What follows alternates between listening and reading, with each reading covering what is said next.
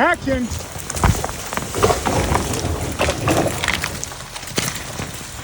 What are we doing here today, Tom? In rescue, we use trees for anchors, and today we're going to break some trees. If you're using trees in rescue, how strong do you think they are? That's a great question because there's so many variables, everything from species to soil, moisture content, type of soil. All these things are a factor. We want the tree to be at least like 20 kilonewtons, 22 kilonewtons. So there's been studies and tests on this done before? So some of the studies are based on engineering models, very credible, very good in theory numbers, but we want to see some real world numbers where we're actually pulling and maybe breaking trees. Vince, where are we today? We're at a private property on the North Olympic Peninsula doing some fuels reduction and some thinning. So it sounds like you do a lot of stuff with trees?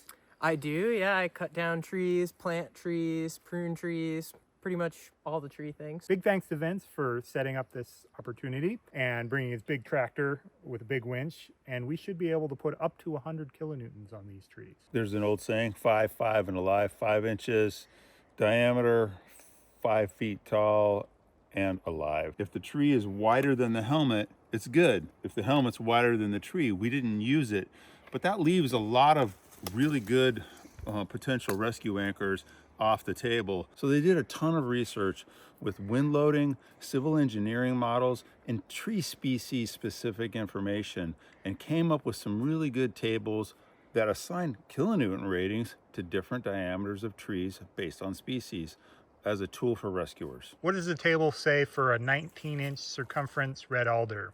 Should fail right at 18.6 kilonewtons. Action!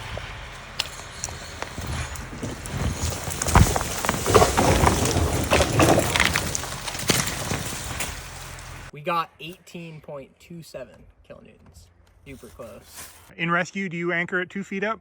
If there's ever any question, we go to the ground level just to get rid of that leverage moment. But there's big trees, 2 feet in diameter.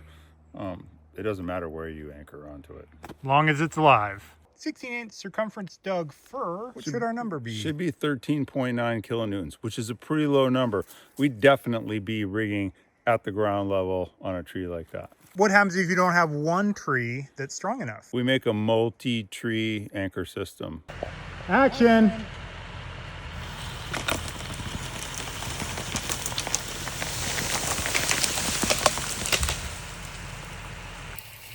Slow pullover, and it's not completely failed. Just to get to like pull it out of the ground, there's a lot of time in there. We had to have a continuous load on that. It wasn't just an impulse. Yeah. And we're out, folks. We already tested a Doug fir, 16 inches at 2 feet. This one's 16 inches in circumference at the base. Let's see what we get.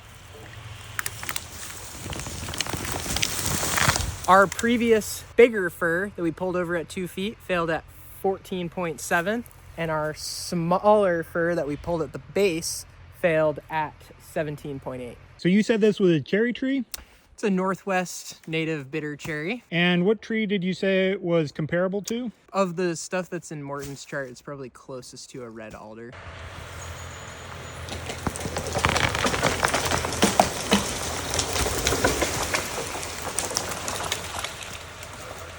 We're still in the ground, but we had some root failure and we're peeling the bark off. What did this one get?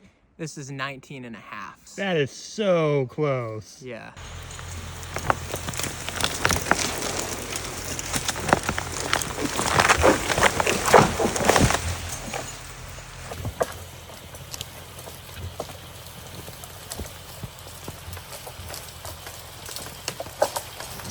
You have some reasons why it pulled over so low? Well, it could be it's in this mound, so it didn't have like great like supportive soil structure, but it was pretty low. There's so many variables in trees. If you have any question, go low on your anchoring. We did this at 2 feet. Man, there's a lot happening when it's failing. It's making noise. There's movement. It's not like a catastrophic all of a sudden boom. It's sort of a slow motion event with 19 kilonewtons of force. We're doing some testing and people have done some wind modeling, but it's really all just a snippet of something that is very variable, and you're never going to know exactly how strong a tree is unless you pull it out of the ground. We're doing this in the spring. The soil's pretty moist, but we've also had a dry winter. Midsummer, we might see different results. Same species right up the top of the hill, we might see different results.